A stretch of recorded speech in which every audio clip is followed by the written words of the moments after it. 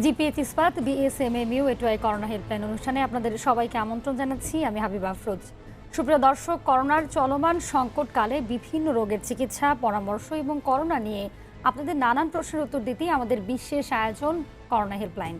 এই অনুষ্ঠানে প্রতিদিনের মতোই আমাদের সঙ্গে থাকছেন বঙ্গবন্ধু শেখ মুজিব মেডিকেল বিশ্ববিদ্যালয়ের একজন বিশেষজ্ঞ চিকিৎসক। আজও রয়েছেন রেসপিরেটরি মেডিসিন বিভাগের অধ্যাপক doctor A K M. Mosharraf Hossain. Sir, আপনাকে স্বাগত জানাচ্ছি আমাদের আজকের আলোচনায়। দর্শক, জানিয়ে রাখছি আপনাদের মতামত, অভিযোগ, প্রশ্ন শোনার জন্য টিভি, টেলিফোন, ফেসবুক মেসেঞ্জার আছে অবারিত। বিস্তারিত দেখুন স্ক্রলে এবং স্ক্রিনে। সেই সাথে বিএসএমএমইউ থেকে বিশেষজ্ঞ সেবা পেতে সকাল 9টা থেকে দুপুর 2টা পর্যন্ত ফোন করুন 0961177777 নম্বরে। অনুষ্ঠানটি সম্প্রচার হচ্ছে জিপিএইচ ইস্পাতের সৌজন্যে। যাচ্ছি মূল আলোচনায়। অধ্যাপক doctor A K M. Mosharraf Hossain sir, আপনার কাছে প্রথম যে প্রশ্নটি আমার থাকবে সেটি হচ্ছে, ইউরোপ জুড়ে করোনার সংক্রমণের হার বাড়ায়, তা প্রতিরোধে স্কুল, বার ও ক্লাব বন্ধ সহ নানা কঠোর ব্যবস্থা নিয়েছেন তারা। তো যেহেতু বাংলাদেশে সেকেন্ড ওয়েভের আশঙ্কা করা হচ্ছে, সেক্ষেত্রে দেশে কি ধরনের প্রস্তুতি থাকা প্রয়োজন বলে আপনি মনে করছেন? হ্যাঁ, ধন্যবাদ আপনাকে এবং দর্শকদেরও ধন্যবাদ। আমি বলবো যে ব্যক্তিগত পর্যায়ে আমরা 3টি স্বাস্থ্যবিধি যদি মানি, তার মধ্যে একটি হচ্ছে মাস্ক পরা ঘর থেকে বেরোলেই, এবং প্রয়োজনে ঘরের মধ্যে ঘন ঘন হাত ধোয়া এবং দৈহিক দূরত্ব মেনটেন করা। আর সামগ্রিকভাবে যদি আমরা আরও 2টি বিষয় মানতে পারি, সেটি হচ্ছে সভা সমাবেশ, মিছিল এগুলো না করা, এবং অকারণে ঘোরাঘুরি যদি আমরা বন্ধ করতে পারি, তাহলে মনে হয় আমরা অনেকখানি এই করোনা প্রতিরোধ করতে পারবো। জি স্যার। স্যার, আপনার কাছে আরো জানতে চাইব যে দেশে শ্বাসতন্ত্রের সমস্যায় আক্রান্ত অসংখ্য রোগী রয়েছেন, আমরা যেটি দেখতে পাচ্ছি। তো করোনায় আক্রান্ত হলে তাদের মূলত কি কি সমস্যা তৈরি হতে পারে এবং তাদের জন্য কি ধরনের চিকিৎসা ব্যবস্থা নেওয়া উচিত বলে আপনি মনে করেন? প্রাথমিকভাবে যদি কোনো চিকিৎসা ব্যবস্থা থাকে সেটিও আমরা জানতে চাইব।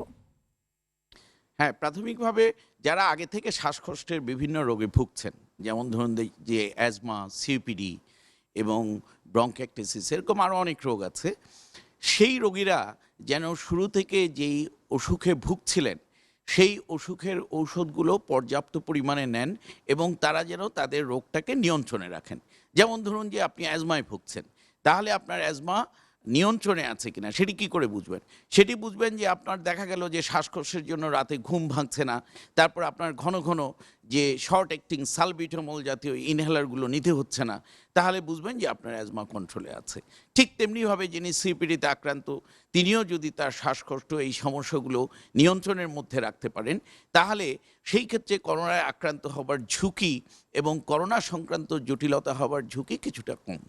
এই প্রসঙ্গে আমি আরেকটি কথা বলবো যে শীতের শুরুতে আমি আমার সব রোগীদেরকে পরামর্শ দিচ্ছি তারা যেন টিকা নিয়ে নেন, ইনফ্লুয়েঞ্জার টিকা এবং নিউমোনিয়ার টিকা। ইনফ্লুয়েঞ্জার টিকা প্রতি বছর একবার, প্রয়োজনে 2বার, এবং নিউমোনিয়ার এই মুহূর্তে যেই টিকাটি পাওয়া যাচ্ছে সেটি একবার নিলে মোটামুটি লাইফ টাইম কাভারেজ করে। এই টিকা দুটো যদি নেন, তাহলে তাদের যেই জীবাণু সংক্রমণ হওয়ার সম্ভাবনা বেশি থাকে ফুসফুসে, সেটি আশা করি কিছুটা হলে কমবে এবং সেই ক্ষেত্রে নিউমোনিয়ার জটিলতাও কমে যাবে। ধন্যবাদ। স্যার, মৌসুম পরিবর্তনের সাথে সাথে সাধারণত মানুষের মাঝে ঠান্ডা, জ্বর, ইনফ্লুয়েঞ্জা সহ নানা ধরনের রোগের প্রকোপ দেখা দিচ্ছে, যেমনটি আপনি বলছিলেন। তো এক্ষেত্রে অনেকেই একে করোনা বলে মনে করছেন এবং বিভিন্ন ওষুধও খাচ্ছেন। তো এক্ষেত্রে আসলে করণীয় কি এবং আমরা কখন বুঝতে পারবো যে এটি করোনা নয়, সাধারণ ইনফ্লুয়েঞ্জ বা সাধারণ হচ্ছে আমাদের সর্দি কাশি শীতে, সেটি কখন আমরা বুঝতে পারবো এবং সেক্ষেত্রে আমাদের করণীয় কি? দেখুন, এই শীতের শুরুতে হাঁচি, কাশি, সর্দি এগুলো খুবই কমন আমাদের দেশে, শীতের শুরুতে এবং শীতের শেষের দিকে। তো আমি বলবো যে এই সময় হাঁচি, কাশি যাই হোক না কেন, আমাদের কিন্তু করোনাটি মাথায় রাখতেই হবে। এবং প্রথম সপ্তাহে আসলে করোনা এবং অন্য হাঁচি, কাশি অনেকটা একই রকম লক্ষণ নিয়ে আসে। সেই ক্ষেত্রে আমি বলবো যে যারই পক্ষে সম্ভব, যদি সাধারণ হাঁচি, কাশিও হয়ে থাকে, তাহলে এই করোনার জন্য যে আরটি-পিসিআর টেস্ট, সেই টেস্টই করে নেওয়া ভালো। তাহলে আমরা হয়তো বুঝতে পারবো যে এটি করোনা নয় এবং অন্য যারা পরিবারের সদস্য আছেন তাদেরকেও সেইভাবে আমরা চিকিৎসা দিতে পারবো। স্যার, ফিরবো আবার আলোচনায়। আমাদের সঙ্গে একজন দর্শক ফোন কলে যুক্ত রয়েছেন, প্রশ্নটি নিয়ে আলোচনায় ফিরবো। দর্শক কে বলছেন, নাম বলে আপনার প্রশ্নটি করুন। জি, আমি দর্শক, আপনার মোহাম্মদ আবু টেলিভিশনের সাত্তার। ভলিউমটির সাউন্ড কমিয়ে দিয়ে আমাদের সঙ্গে কথা বলুন। জি, জি, জি। আমি মোহাম্মদ আবু সাত্তার, আমার বয়স 50 বছর। তো স্যারের কাছে আমার একটা বিনীত প্রশ্ন, সেটা হচ্ছে স্যার আমরা তো অফিস রেগুলার করতে হয় করি। তো অফিসে অনেক লোকজন আছেন। তো আমাদের বিভিন্ন সময় দেখা যায় যে ফাইলপত্র বা কাগজপত্র এ টেবিল থেকে ও টেবিলে যাচ্ছে। কোনো করোনা রোগীর সংস্পর্শ থেকে যদি এই কাগজটা বা এই ফাইলটা যদি আমার টেবিলে বা অন্য সুস্থ লোকের টেবিলে আসে, সেই ক্ষেত্রে স্যার সাইন করা বা সেই কাগজের তাতে আমাদের হাত বা কলম লাগা, সেই ক্ষেত্রে থেকে আমাদের হওয়ার সম্ভাবনা আছে কি না, এটা একটু স্যার যদি জানাতেন উপকৃত হতাম। জি, ধন্যবাদ আপনাকে অত্যন্ত প্রশ্নটির জন্য। গুরুত্বপূর্ণ প্রশ্ন।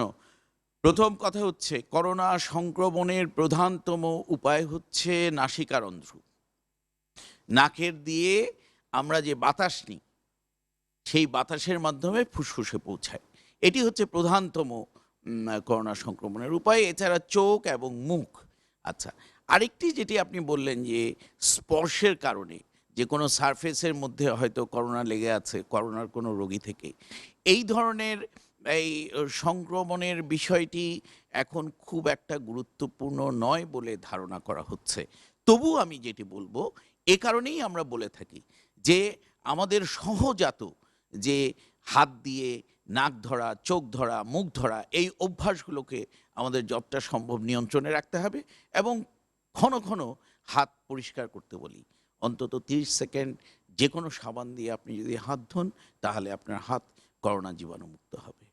জি, ধন্যবাদ আপনাকে। স্যার, একটি বিষয় আপনার কাছে জানতে চাইবো, সেটি আমাদের কাছে অনেকেই প্রশ্ন করেন যে সিওপিডি কি? করোনা পরবর্তী সময়ে এতে আক্রান্ত হবার সম্ভাবনা কতটুকু রয়েছে? সেটি যদি আলোচনা করতেন। CPD chronic obstructive pulmonary disease, এবং এই রোগটি সাধারণত মধ্যবয়সী থেকে বেশি বয়সী লোকেদের মধ্যে হয়ে থাকে, পুরুষদের মধ্যে বেশি হয়ে থাকে, এবং এই রোগের প্রধানতম কারণ হচ্ছে ধূমপান। কেউ যদি মনে করেন আমি সিওপিডি আক্রান্ত হব না, তাহলে তার জন্য একটি মাত্র পরামর্শ, সেটি হচ্ছে ধূমপান করবেন না। It's a preventable disease. আপনি যদি ধূমপান থেকে নিজেকে বিরত রাখেন, আপনি সিওপিডি থেকে মুক্ত থাকবেন। এবং আপনি জানেন যে এই যারা ধূমপান করে তাদের মধ্যে করোনা হওয়ার সম্ভাবনাও বেশি থাকে। এবং আরও রোগ আপনি জানেন যে একেবারে পা থেকে মাথা পর্যন্ত প্রায় আমাদের শরীরের 14টা অর্গানে ক্যান্সার হয় এই ধূমপানের জন্য। এছাড়া স্ট্রোক, হার্টের অসুখ, এগুলো তো আছেই। কাজেই এই সুযোগে আমরা করোনা থেকে মুক্ত থাকি এবং অন্যান্য রোগ থেকে মুক্ত থাকার জন্য আমরা ধূমপানকে পরিত্যাগ করি। আমাদের সঙ্গে আরো একজন দর্শক ফোন কলে যুক্ত রয়েছেন। দর্শক কে বলছেন, কোথা থেকে বলছেন? হ্যালো। জি, আপনাকে শুনতে পাচ্ছি। দর্শক, আপনার নাম বলে প্রশ্নটি করুন। জি, আমার নাম ফারুক আহমেদ। জি, আমি ধানমন্ডি থেকে বলছি। আমি কালকে তো আমার করোনা টেস্ট করার জন্য আমি অ্যাপয়েন্টমেন্ট পাইছি পিজি হাসপাতালে। এখন আমি কিভাবে মানে কি করলে আমি একটু সুবিধা হবে আমার জন্য? জি। ধন্যবাদ আপনাকে। আপনি আমাদের সঙ্গে সংযুক্ত থাকুন পরবর্তী জিজ্ঞাসার জন্য। স্যার, উনি পরামর্শ জানতে চাইছেন। উনি করোনা টেস্ট করতে চাচ্ছেন। জি, করোনা টেস্ট করার জন্য বঙ্গবন্ধু শেখ মুজিব মেডিকেল বিশ্ববিদ্যালয়ের মোবাইলে আগে থেকে অ্যাপয়েন্টমেন্ট নিতে হয়। অ্যাপয়েন্টমেন্ট নিয়ে, বুকিং নিয়ে, তবেই তিনি এসে খুব সহজেই করোনা টেস্ট করতে পারবেন। জি। ধন্যবাদ আপনাকে। আশা করব দর্শক আপনি আপনার পরামর্শটি পেয়েছেন। আমরা আমাদেরকে ফেসবুকের মেসেঞ্জারে একজন প্রশ্ন করেছেন পায়েল নামে। প্লাজমা থেরাপি কারা কখন নিতে পারে? এতে কোনো ঝুঁকি রয়েছে কিনা? এটি কতটুকু কার্যকর? এটি জানতে চেয়েছেন তিনি। প্লাজমা থেরাপি কার্যকর। প্রথম কথা হচ্ছে যে এখন পর্যন্ত আসলে খুব কার্যকর চিকিৎসা কিন্তু করোনা বা কোভিড-19 এ নেই। এর মধ্যে কিছু চিকিৎসা আমরা করছি। যেমন ধরুন যে অক্সিজেন একটি এসেনশিয়াল, যখন রোগীর অক্সিজেন কমে যাবে। এরপরে ধরুন যে আমরা একটি স্টেরয়েড জাতীয় ঔষধ দিচ্ছি, ডেক্সামেথাসোন। সেটিও দেখা গেছে প্রমাণিত যে এটি কাজ করে। আরেকটি হচ্ছে অ্যান্টিভাইরাল রেমডেসিভির। তারপর সেরকমই একটি ঔষধ হচ্ছে প্লাজমা থেরাপি। প্লাজমা থেরাপি আপনি যদি করোনা আক্রান্ত হয়ে থাকেন, তাহলে পরে আপনার অন্য করোনা আক্রান্ত রোগীর কাছ থেকে 4 সপ্তাহ পরে প্লাজমা সংগ্রহ করে যদি তার দেহে দেওয়া হয় রোগীর দেহে, তাহলে পরে সেটি রোগীকে দেখা যায় যে রোগীর করোনা সংক্রান্ত জটিল অবস্থা থেকে রোগীকে মুক্ত করে, এবং এতে দেখা যায় যে রিকভারি টাইমও রোগীর অনেক কমে যায়। ধন্যবাদ আপনাকে। উনি আরো একটি প্রশ্ন জানতে চেয়েছিলেন যে কখন কোন বয়সের লোকেদের আসলে প্লাজমা থেরাপি তারা নিতে পারেন, সেটি উনি জানতে চেয়েছেন পাশাপাশি। সব বয়সের রোগীরাই নিতে পারবে। সাধারণত অ্যাডাল্ট 18 বছরের উপরে যারা, তারা প্লাজমা ডোনেট করতে পারবে, এবং করোনা আক্রান্ত হওয়ার অন্তত 4 সপ্তাহ পরে তাকে এই প্লাজমা ডোনেট করতে হবে। এবং যিনি প্লাজমা নিতে চান তাকে অবশ্যই সাধারণত আমরা চেষ্টা করব যে 2 সপ্তাহের মধ্যে তাকে প্লাজমা থেরাপিটা দেওয়ার জন্য। জি, ধন্যবাদ স্যার। আমাদের সঙ্গে আরো একজন দর্শক দেখতে পাচ্ছি এই মুহূর্তে সংযুক্ত রয়েছেন। দর্শক, আপনার নাম বলে প্রশ্নটি করুন। আমার নাম মোহাম্মদ আবুল হাশেম, আমি টুঙ্গি গাজীপুর থেকে বলছি। জি। আমার প্রশ্নটা হলো, আমি গত 30 তারিখে আমার নাকে ঘ্রাণ শক্তি পাইনি। তারপর আমি 2 তারিখে আমি এটা পরীক্ষা করি। পরীক্ষা করার পর করোনা পজিটিভ আসে। এমনি আর কোনো আমার সমস্যা ছিল না। তারপর আমি এভাবে চলতে থাকি। এখন আজকে পর্যন্ত তো আমি গত 3-4 দিন যাবত আবার নাকের ঘ্রাণ শক্তিটা পাচ্ছি। তো এখন আর কোনো সমস্যা দেখা দিচ্ছে না। তো এখন কি করা উচিত এটা জানান। থাকুন আমাদের সঙ্গে ফোন কলে। দর্শক, আপনার পরামর্শ স্যার নিশ্চয়ই দিবেন। স্যার। হ্যাঁ, কোনো সমস্যা নাই। আপনি এখন খাবেন, দাবেন, ঘুমাবেন। ধীরে, ধীরে আপনি আপনার কাজকর্মে ফিরে যাবেন। মানে আপনি করোনা আক্রান্ত হলে 85 ভাগ ক্ষেত্রেই তো রোগী তেমন টেরই পায় না। একটা সর্দি, হাঁচি, কাশির মতো ঘটনা। কাজেই এটা নিয়ে খুব বেশি আমার মনে হয় উচ্ছ্বসিত হওয়ারও কিছু নাই, শঙ্কিত হওয়ারও কিছু নাই। এটি একটি রোগ, এই সাধারণ ঠান্ডা জ্বরের মতো রোগ। জি, ধন্যবাদ আপনাকে। দর্শক, আশা করব আপনি আপনার প্রয়োজনীয় প্রশ্নটির উত্তর পেয়েছেন। তারেক ইকবাল নামে আমাদেরকে ফেসবুকে একজন প্রশ্ন করেছেন, আমার 2 দিন হলো নাকে কোনো গন্ধ পাচ্ছি না, এছাড়া আর কোনো সমস্যা নেই, আমি এখন কি করব, পরামর্শ জানতে চাইছি। ধন্যবাদ আপনাকে। নাকে গন্ধ না পেলেই যে আপনি করোনা আক্রান্ত, এরকম কোনো কারণ নেই। নাকে গন্ধ পাওয়া না পাওয়ার আরও বহু কারণ আছে। তাই আমি বলবো যে একজন নাক কান গলা বিশেষজ্ঞের সঙ্গে পরামর্শ নেন। আর নাকে গন্ধ পাওয়া ছাড়া যদি অন্য উপসর্গ থেকে থাকে, ধরুন যে জ্বর হওয়া, সর্দি টর্দি থাকে, তাও ওগুলোর দিকেও লক্ষ্য রাখেন। সেই ক্ষেত্রে হয়তো আপনি এই করোনা পরীক্ষা করতে পারেন। জি, ধন্যবাদ আপনাকে। স্যার, আপনার কাছে জানতে চাইবো যে যাদের ইতোমধ্যে হাঁপানির সমস্যা রয়েছে, তারা করোনায় আক্রান্ত হলে বিশেষ কোন বিষয়গুলোর দিকে দৃষ্টি দিতে পারে? আমরা প্রশ্নটি নিব, তবে একজন দর্শক আমাদের সঙ্গে এই মুহূর্তে আবারও সংযুক্ত হয়েছেন। দর্শকের প্রশ্নটি নিয়ে এই প্রশ্নটির উত্তর নিব। দর্শক, কে বলছেন, কোথা থেকে বলছেন? জি, আমি জাহিদ, ঢাকা থেকে বলছি। করোনা পরবর্তীতে যদি কারো শ্বাসকষ্ট হয়ে থাকে, তো সেই ক্ষেত্রে এমন কোনো টিকা অথবা একটু আগে স্যার যেমন বলছিলেন যে ইনফ্লুয়েঞ্জা অথবা নিউমোনিয়া টাইপের, এই ক্ষেত্রে কোন টিকাটা নেওয়া বেটার হবে আসলে, বা আমি এটা কিভাবে পাবো, কোথায় পেতে পারি? জি, ধন্যবাদ আপনাকে। স্যার। আপনার প্রথম প্রশ্নটি অত্যন্ত গুরুত্বপূর্ণ, যে একজন অ্যাজমা রোগী যদি করোনা আক্রান্ত হয় কি কি করতে হবে।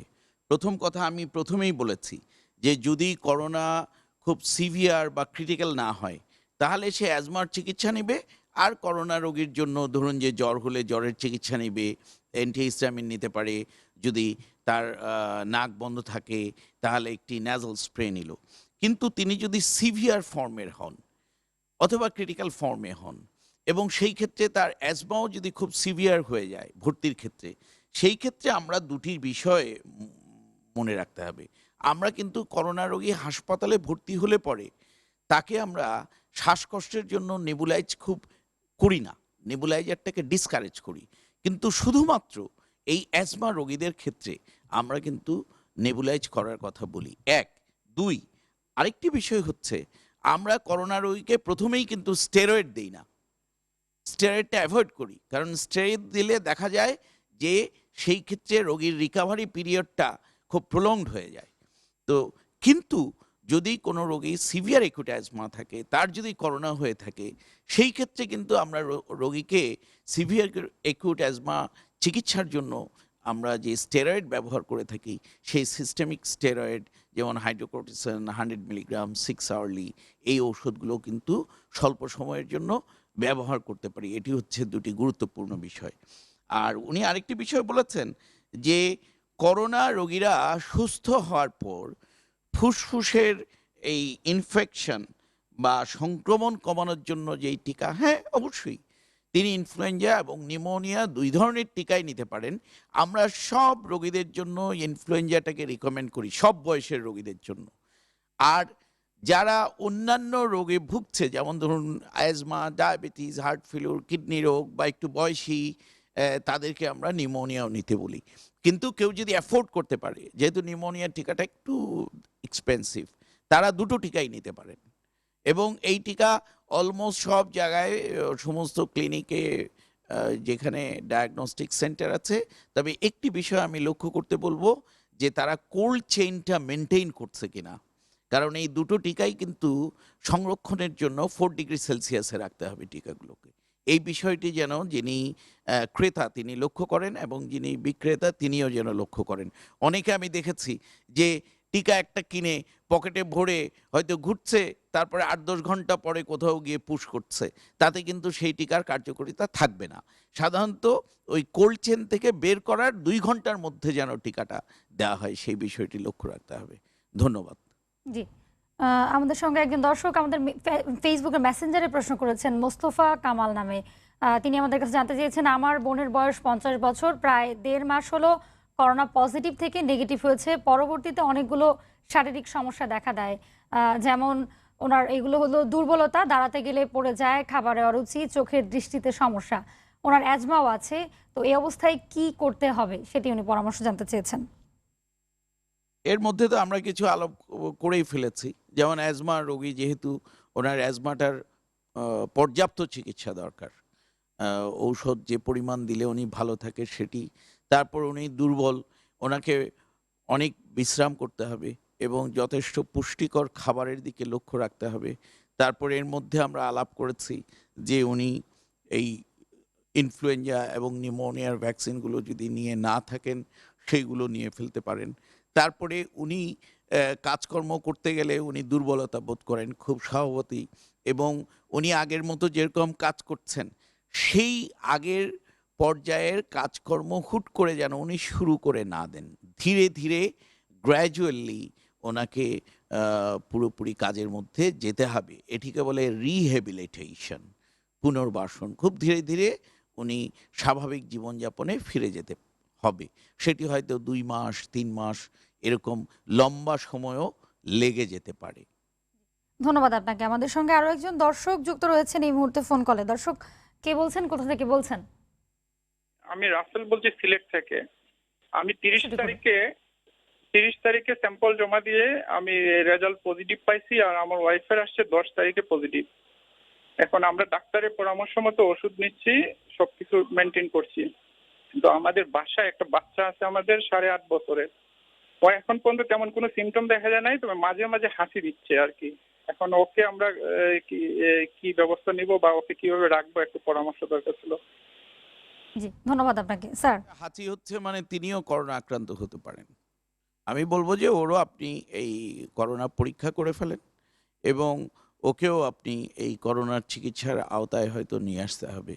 ও যদি করোনা নেগেটিভও হয়, সেই ক্ষেত্রেও আমি বলবো যে ওকেও করোনা রোগী হিসেবেই আমাদের ভাবা উচিত। জি স্যার, ধন্যবাদ। আশা করব আপনি আপনার প্রয়োজনীয় প্রশ্নটির উত্তর পেয়েছেন। স্যার, আরো একটি বিষয় যেটি হচ্ছে আইইডিসিআর এবং আইসিডিডিআরবির জরিপে বলা হচ্ছে ঢাকায় প্রায় অর্ধেক মানুষই করোনায় আক্রান্ত এবং তাদের শরীরে করোনার অ্যান্টিবডি মিলেছে। একই সঙ্গে এটাও বলা হচ্ছে যে নিম্ন আয়ের মানুষের মধ্যে করোনা প্রতিরোধ ক্ষমতা বেশি।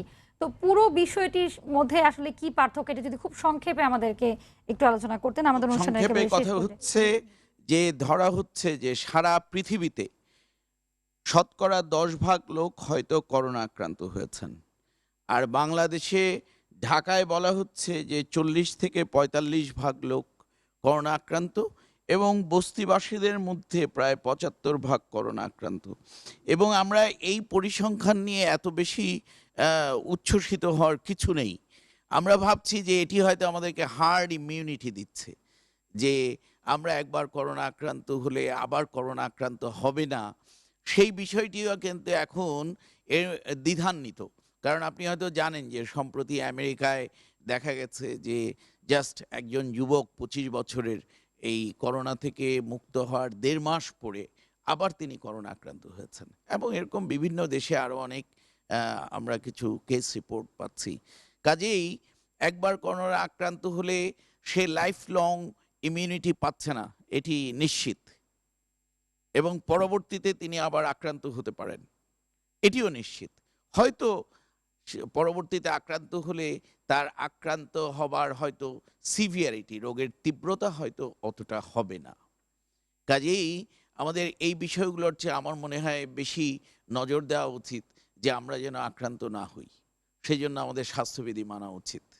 এবং এ বিষয়ে কিন্তু এই হুও খুব ওয়ার্ল্ড হেলথ অর্গানাইজেশন একটি স্টেটমেন্ট দিয়েছে যে আমরা যদি এরকম হার্ড ইমিউনিটির কথা ভাবি, এটি কিন্তু অনেক অনৈতিক একটি বিষয় হবে, যে আমরা মানুষের জীবনকে বাজি রেখে আমরা হার্ড ইমিউনিটির দিকে যাচ্ছি, এটিও ঠিক হবে না। জি স্যার। আমাদের এখন ভাবা উচিত যে আমরা স্বাস্থ্যবিধি মানব, আমাদের এখন ভাবা উচিত কত দ্রুত আমরা যেন ভ্যাকসিন হাতের কাছে পাই এবং আমরা এই করোনাকে প্রতিরোধ করতে পারি অ্যাক্টিভলি। জি স্যার, ধন্যবাদ আপনাকে, অসংখ্য ধন্যবাদ আপনার মূল্যবান সময় আমাদেরকে দেওয়ার জন্য। দর্শক আপনারা যারা এতক্ষণ আপনাদের মূল্যবান সময় দিয়ে করোনা হেল্পলাইন অনুষ্ঠানে দেখছিলেন, আপনাদেরকেও অসংখ্য ধন্যবাদ। দর্শক, জিপিএইচ ইস্পাত এটুআই করোনা হেল্পলাইন অনুষ্ঠান আজ এ পর্যন্তই। আগামীকাল রাত 9টায় আবারও অনুষ্ঠানটি দেখার আমন্ত্রণ রইল। সে পর্যন্ত সবাই ভালো থাকুন, সুস্থ থাকুন, স্বাস্থ্যবিধি মেনে চলুন।